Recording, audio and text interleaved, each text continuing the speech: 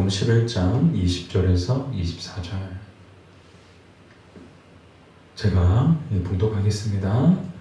예수께서 권능을 가장 많이 행하신 고을들이 회개하지 아니하므로 그때에 책망하시되 화 있을진저 고라시나 화 있을진저 베세다야 너희에게 행한 모든 권능을 두로와 시돈에서 행하였더라면 그들이 벌써 베옷을 입고 제에 앉아 회개하였으리라. 내가 너희에게 이르노니 심판날에 두로와 시돈이 너희보다 견디기 쉬우리라. 가버나움아 내가 하늘에게까지 높아지겠느냐 음부에까지 낮아지리라. 내게 행한 모든 권능을 소돔에서 행하였더라면 그 성이 오늘까지 있었으리라. 우리 24절 같이 읽을까요? 내가 너희에게 이르노니 심판날에 소돔 땅이 너보다 견디기 쉬우리라 하시니라. 아멘. 지난번에도 한번 말씀을 드렸던 기억이 나는데요. 우리 교회가 있는 동네가 권선동입니다. 이 권선동이라는 이 지명의 유래를 잠깐 찾아봤더니 그 역사가 무려 고려 말기까지 올라가더라고요. 이 굉장한 오래된 거의 700년이 넘는 이 역사를 가지고 있는 이 이름이 권선동이더라고요. 그러니까 우리는 참 이 역사적인 동네에 살고 있구나. 참 대단한 동네에 살고 있구나. 근데 중요한 것은 역사가 얼마나 되었는가 보다 그 뜻이겠죠. 그 뜻이 뭔가 찾아봤더니 이고라는 선비가 있었대요. 이고라는 선비가 벼슬을 가지고 있었는데 그 벼슬을 버리고 지금의 팔단산에서 음거하면서 살았대요. 그러다가 이곳에 와서 이곳에 있는 사람들에게 한 가지 권면을 했는데 뭘 권면을 했는가? 어지고 착하게 살아라. 선을 베풀고 살아라. 그래서 선을 권했다 해서 권선동이 되었대요. 여러분 아셨어요? 네, 권선동, 선을 권하는, 선을 권했다 해서 권선동이 되었대요. 제가 이제 이 지명의 유래를 살펴보면서 이고라는 선비는 왜 이곳에 살던 사람들에게 어지고 착하게 살아라 라고 권면했을까? 그 이유가 뭐였을까? 와봤더니 이 동네 사람들이 하나같이 까칠하고 거칠고 악하고 그래서 이 선비가 보다 못해가지고 이 사람들아 좀 어지고 좀 착하게 좀 살아라. 그래서 말했을까? 아니면 이 지나가던 선비가 자기 인생을 통해서 깨달은 그 깨달음을 이 동네 사람들한테 그냥 한 가지 가르쳐줬던 덕담처럼 가르쳐준 것일까? 이 새해가 되면 덕담을 하잖아요. 그렇죠? 덕담해 주듯이 그냥 이 마을 사람들에게 내가 인생을 살아보고 벼슬도 지내보니까 별거 없다. 가장 좋은 것은 어질고 착하게 사는 거다. 당신들 어질고 착하게 살아라. 그러면 된 거다. 그러면 훌륭한 삶을 사는 것이다. 이런 의미에서 자신의 인생을 통해 깨달은 그 깨달음을 그냥 가르친 것이었을까? 이 정확한 이유는 알 수 없죠. 근데 문득 이런 생각을 했어요. 만약 700년이 지난 오늘 이고라는 선비가 다시 이 권선동에 온다면 이 권선동에 있는 사람들을 보고 칭찬을 할까 아니면 책망할까? 갑자기 그게 궁금해지는 거예요. 근데 제가 어제 답을 딱 얻었어요.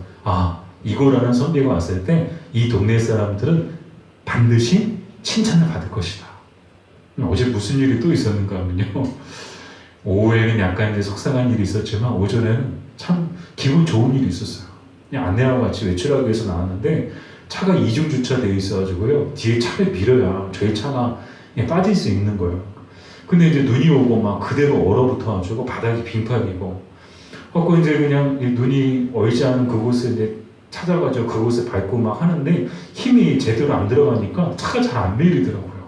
그때 슈퍼맨처럼 나타난 분이 있었는데 그분이 나타나가지고는요 도와주니까 차가 금방 밀리는 거예요. 와, 처음 보는 분이에요. 동네 분 같아요. 자기 차도 아닌데 오셔가지고요 도와주시더라고요. 정말 고맙더라고요. 어제 일을 생각하니까 와, 이 동네는 정말 권선동이구나. 착한 동네구나. 사람들이 참 선하구나. 그래서 이거라는 선비가 다시 오더라도 칭찬을 받을 것이다 라는 생각이 문득 들더라고요. 오늘 본문 말씀에도 보면 여러 도시들이 등장합니다. 근데 이 도시들이 한결같이 보면요 예수님께 칭찬받나요? 책망을 받나요? 화 있을진저. 책망을 받죠. 고라시나 화 있을진저, 벳세다야 화 있을진저, 가버나움아. 자, 이 세 도시가 등장해요. 제가 앞에 준비했는데 정리하기 쉽게 고라신, 벳세다, 가버나움, 이 세 도시가 등장하는데 한결같이 예수님께 책망을 받는 거예요.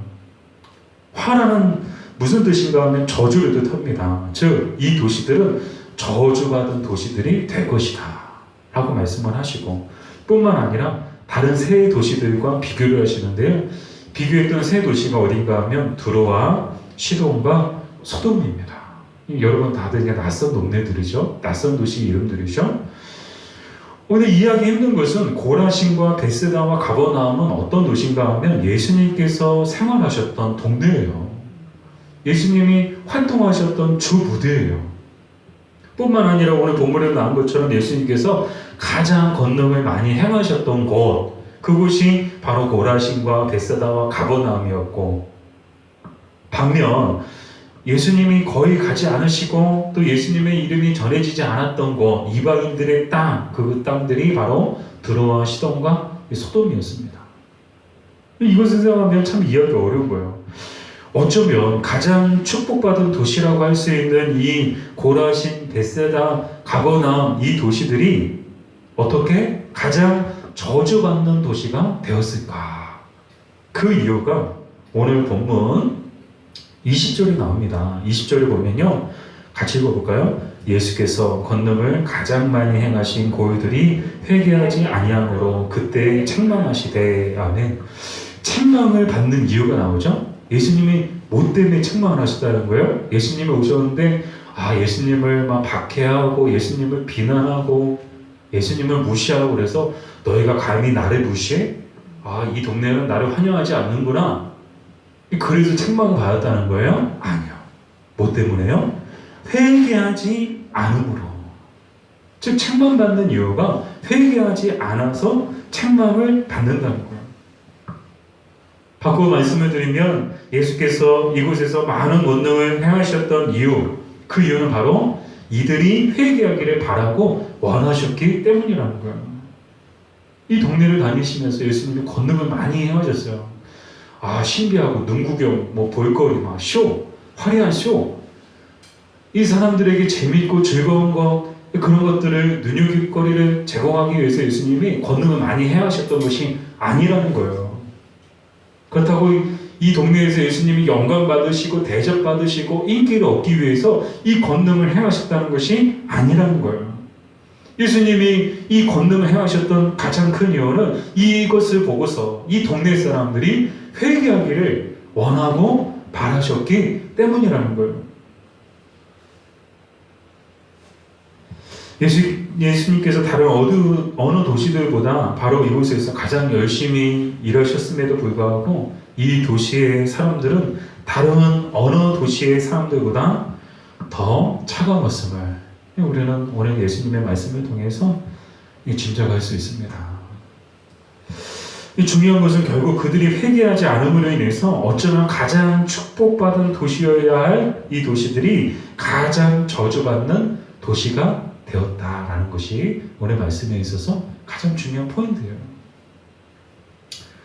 히브리인들의 격언에 이런 말이 있더라고요. 우리 같이 읽어볼까요? 고울의 운명은 그곳에 거주하는 자들의 신앙 유무에 따라 결정된다.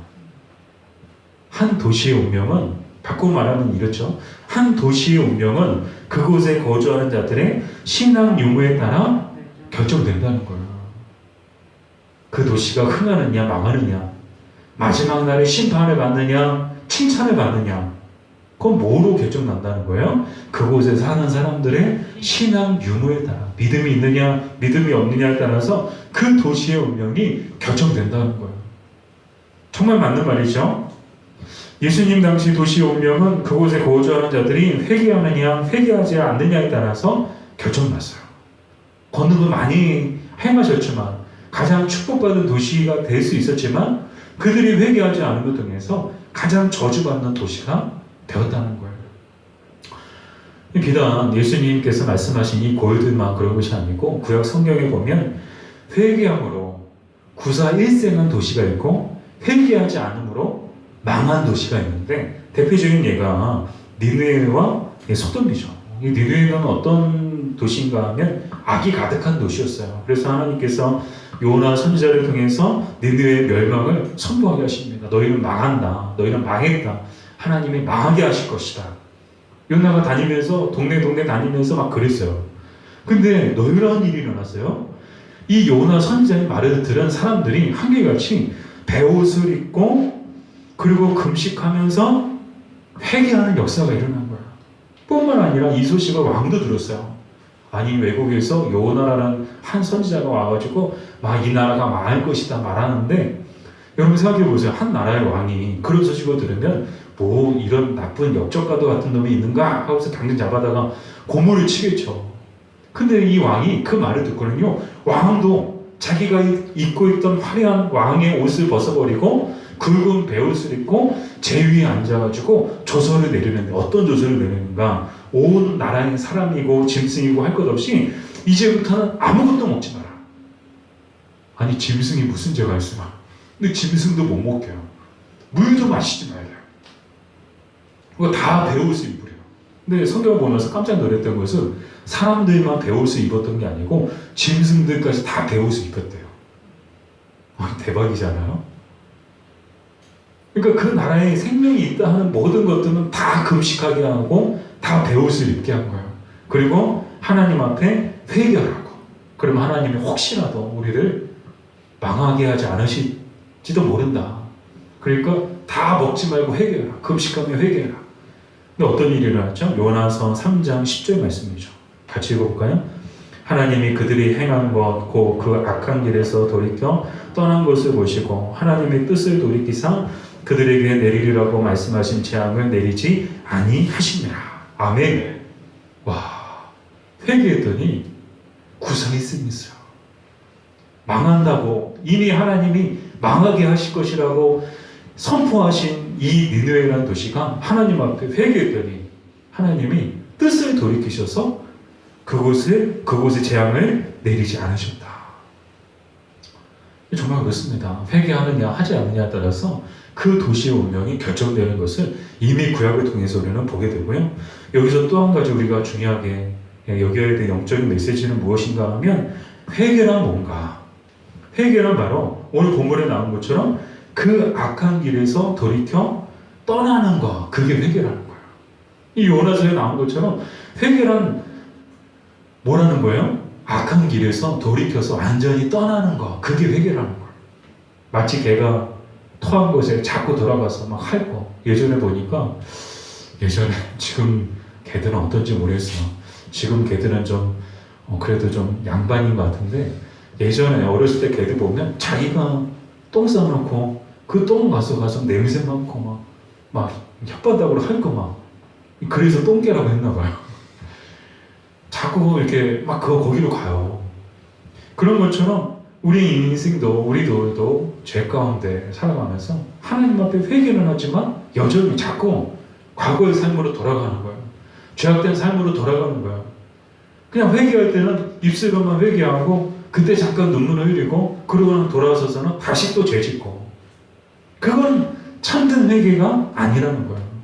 하나님의 뜻을 돌이킬 수 있는 회개는 아니라는 거예요. 하나님의 뜻을 돌이키는 회개는 뭐예요? 오늘 요나서에 나온 것처럼 그 악한 길에서 돌이켜 떠나는 것, 그게 하나님의 뜻마저 돌이킬 수 있는 참된 회개라는 거예요. 사랑하는 여러분, 정말 니느웨는 구사일생한 도시예요. 이렇게 회개했더니, 그 악한 길에서 떠나서 돌이켜 회개했더니 하나님이 뜻을 돌이키셨어요. 이미 하나님이 뱉으신 말까지도 다시 거두셨어요. 근데 하나님은 실현하는 분이 아니세요. 한번 한다면 하시는 분이 하나님이세요. 그 누구도, 그 어떠한 존재도 하나님의 뜻을 돌이킬 수 있는 존재는 아무도 없어요. 근데 참된 회개하는 자들이 하나님의 뜻을 돌이켰다는 거예요. 오늘 우리에게 주시는 말씀이에요. 오늘 우리의 회개가 어떠해야 되는지, 우리가 이런 회개를 할 때 어떤 역사가 일어나는지, 여러분의 가정 가운데 멸망이 혹 선포되었다 할지라도, 여러분의 인생 가운데 하나님의 멸망이 선포되었다 할지라도, 우리가 참되게 회개할 때 하나님의 뜻을 돌이키셔서 우리 가정을, 우리 인생을 구원해 주실 줄 믿습니다. 여러분들을 통해서 여러분들의 가정이 살아나는 역사가 일어날 줄 믿습니다. 반면 이 소돔도 등장하죠. 이 소돔은 어떤 도시인가? 회개하지 않으므로 망한 도시예요. 무려 아브라함이 몇 번이나 끈질기게 중보기도를 통해서 그 도시에 50명이 있어도, 의인 50명이 있어도 그 도시를 하나님이 망하게 하실 겁니까? 그래서 10명까지 깎았어요. 최대한 하나님하고 딜을 한 거예요. 하나님 10명, 그래도 10명은 있겠지. 근데 잘 아시는 것처럼 10명이 없어가지고, 의로운 자 10명이 없어가지고 그 도시가 망하게 되는 거예요. 자, 창세기 19장 24절 25절 말씀이죠. 같이 읽어볼까요? 여호와께서 하늘과 여호와께로부터 유황과 불을 소돔과 고모라에 비같이 내리사 그 성들과 온 들과 성에 거주하는 모든 백성과 땅에 난 것을 다 엎어 멸하셨더라. 망할 때는 사람만 망하는 게 아니에요. 그 땅에 존재하는 모든 생명체가 다 망해버리는 거예요. 이게 하나님이 일하시는 방법이고 하나님의 심판이에요. 다행히 이 아브라함을 통해서 롯은 이 구원하는을 받게 되는데, 잘 아시는 것처럼 롯의 아내는 뒤 돌아갔다가 뭐가 됐어요? 소금 기둥이 되었어요. 근데 이 롯의 아내를 통해서도 우리에게 주시는 영적인 교훈이 있는데 뭐예요? 뒤돌아보면 안 된다는 거예요. 멸망할 이 세상의 헛된 것들에 미련을 가지고 돌아볼 때 우리도 소금 기둥이 된다는 거예요. 우리 여러분, 과거는 우리 인생을 되돌아볼 수는 있죠. 내가 어떻게 살았는가. 그리고 때로는 후회되기도 하고, 때로는 잘했다 생각될 때도 있고, 인생을 되돌아보는 것은 필요합니다. 그러나 멸망할 이 세상에 대해서 미련을 가지고 자꾸 돌아보는 것은 우리 믿는 사람들에게 어울리지 않는 모습이에요.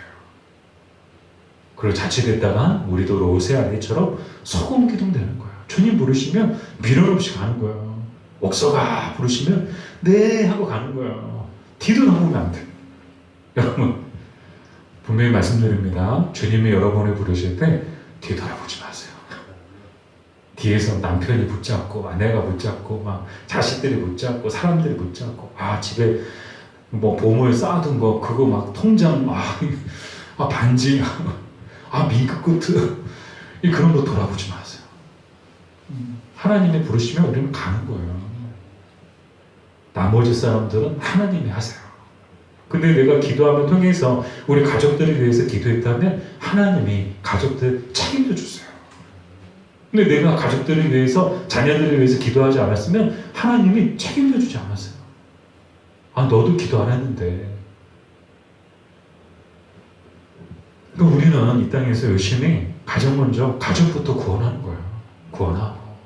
그리고 우리 이웃, 직장 사람들, 주변 사람들, 동네 사람들, 나아가 정말 멀리 외국에 굶주리고 또 어려운 가운데 있는 사람들 돌아보고 그들을 위해서 복음을 전하는 저 여러분들 되시기를 주님의 이름으로 축복합니다. 자, 이처럼 도시의 운명을 결정짓는 것은 누구라고요? 그곳에 사는 사람들의 신앙의 유무에 달렸다. 근데 비단 도시만 그럴까요? 크고 작은 모든 공동체의 운명도 저는 그러하다고 생각합니다. 꼭 많은 사람들이 있어서 그 많은 사람들을 위해서 회개하는 많은 사람들, 그들 때문에 941세 그 도시가 살아나는 일도 있고, 또 회개하지 않는 많은 사람들 때문에 그 도시가 망하는 사람들도 있지만, 때로는 한 사람 때문에, 정말 많은 사람도 아니고 한 사람 때문에 그 공동체의 운명이 결정나는 것도 보게 됩니다. 대표적인 예가 요나와 바울이죠. 요나가 아까도 나왔지만 니느웨에서 복음을 전하라는, 이 하나님의 심판을 전하라는 그 사명을 받고 어떻게 했어요? 도망갔어요. 여러분, 도망가지 마세요. 사명을 받으면 하나님이 감당할 수 있는 능력을 주세요. 감당할 수 있는 힘을 주세요. 또 때로는 내 마음이 환하지 않는다 할지라도 도망하면 어떻게 돼요? 요나처럼 될 수 있어요. 요나는 도망갔어요. 근데 하나님의 눈을 피해서 어디로 도망가요? 도망갈 데가 있을까요? 숨을 곳이 있을까요? 없어요. 숨을 곳 없어요. 도망갔는데 큰 풍랑을 만났죠. 그 큰 풍랑으로 그 배에 타고 있던 많은 사람들이 자기들이 갖고 있던 모든 짐을 다 바다에 던져도 그래도 도저히 뭐 살아날 기미가 보이지 않는 거예요. 다 이 풍랑이 왜 생긴 거예요? 다 요나 때문에 생긴 거예요. 어쩌면 요나가 아니었다면 만나지도 않았을 이 풍랑을 만나서 재산이 있고 목숨까지 잃게 돼, 정말 다 죽게 돼, 그런 상황을 만나게 된 거죠. 반면 바울도 그가 타고 있던 배가 유라굴요라는 큰 풍랑을 만났습니다. 그 배는 몇 명이 타고 있었는가? 기록에 의하면 276명이 타고 있을 정도로, 여러분 생각해보세요. 그 당시에 276명이 탈 정도면 엄청 큰 배예요. 엄청 큰 배에도 불구하고 이 큰 배도 풍랑 앞에서 정말 한낱 종이에 불과할 정도로 막 그냥 다 죽게 생긴 거예요. 그때 하나님께서 바울에게 이렇게 말씀하십니다. 우리 같이 읽어볼까요? 바울아, 두려워하지 말라. 내가 가이사 앞에 서야겠고 또 하나님께서 너와 함께 항해하는 자들을 다 내게 주셨다 하였으니 그러므로 여러분이여 안심하라. 나는 내게 말씀하신 그대로 되리라고 하나님을 믿노라. 아멘. 어떻게 됐어요? 바울 때문에 다 살았어요. 바울 때문에 만난 풍랑도 아니에요. 이미 예고된 풍랑이었어요. 자연의 섭리 가운데, 자연의 이치 가운데 예고된 풍랑이었어요. 그럼에도 불구하고 다 죽을 뻔했는데 이 바울 한 사람으로 인해서 그 배에 타고 있던 276명이 한 명도 죽지 않고 다 산 거예요. 정말 그렇지 않나요? 요나 같은 한 사람으로 인해서 그 공동체에 있는 사람들이 다 죽게 되는 그런 상황도 보았고, 바울 같은 믿음의 한 사람 때문에 그와 함께 있던 모든 사람들이 한 명도 죽지 않고 다 살아나는 기적이 일어나는 모습도 우리가 보았습니다. 이런 기적은 오늘 이 시대에도 동일하게 일어나는 줄 믿습니다. 믿음의 한 사람만 있어도 그 가정은 망하지 않는다는 거예요. 가정이 왜 망해요? 가정이 왜 무너져요? 믿음의 사람 한 사람이 없어서 무너지는 거예요.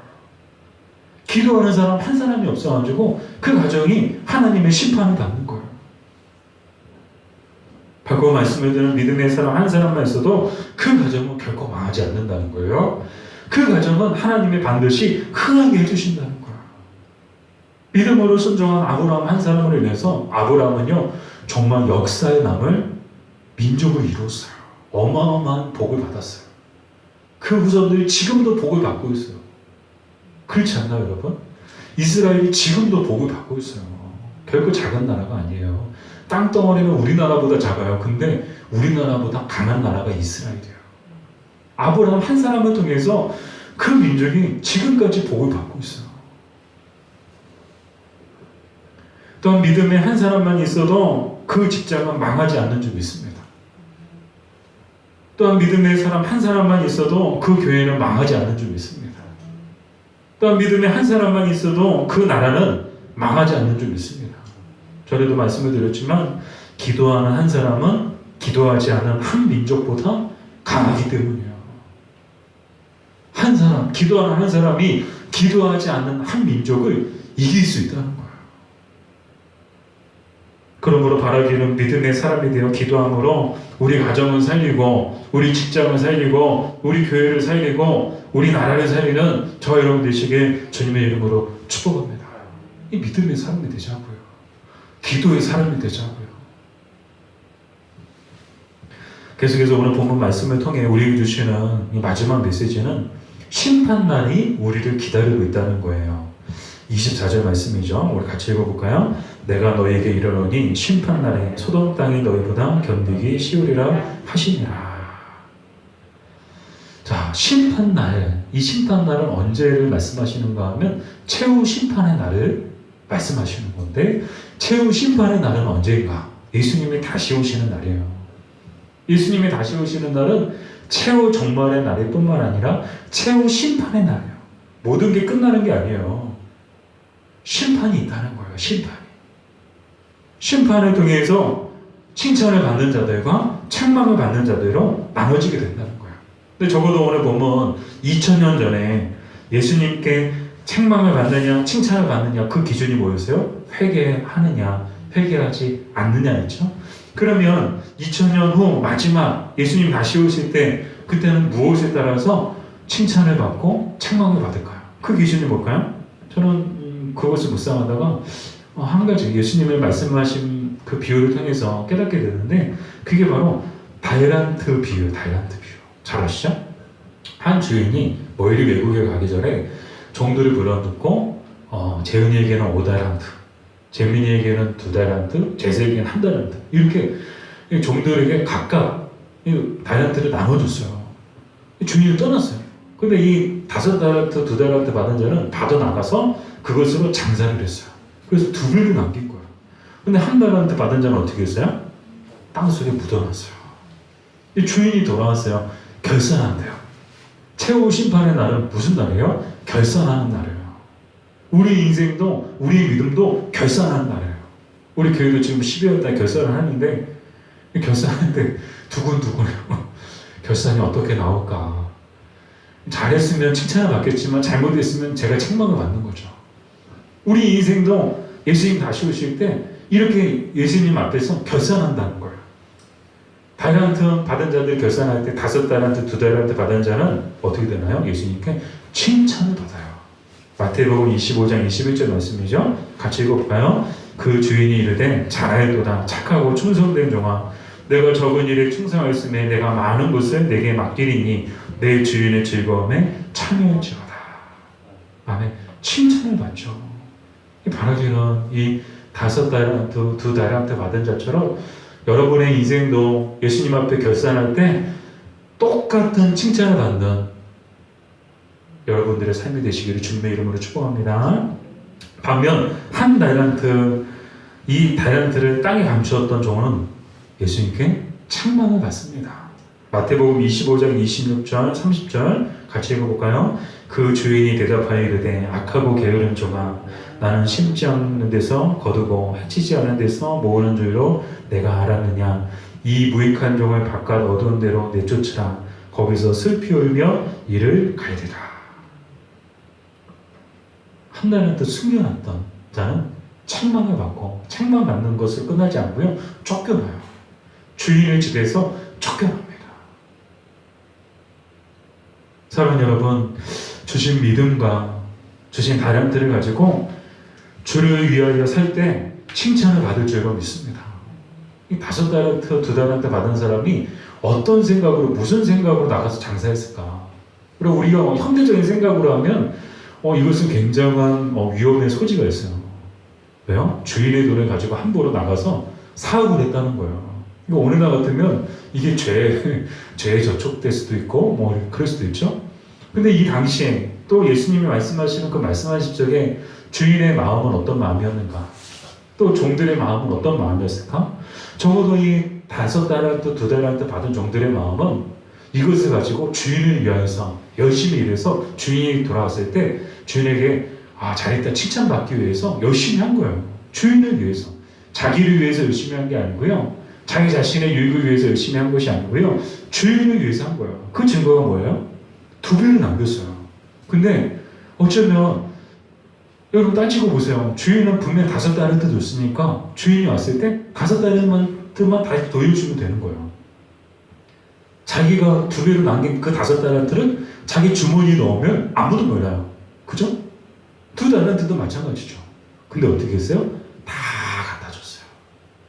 하나도 그 10달란트 중에서 1달란트도 챙기지 않고 다 주인에게 갖다 줬어요. 그래서 칭찬을 받은 거예요. 이 종들의 마음은 뭐예요? 주를 위해서, 주인을 위해서.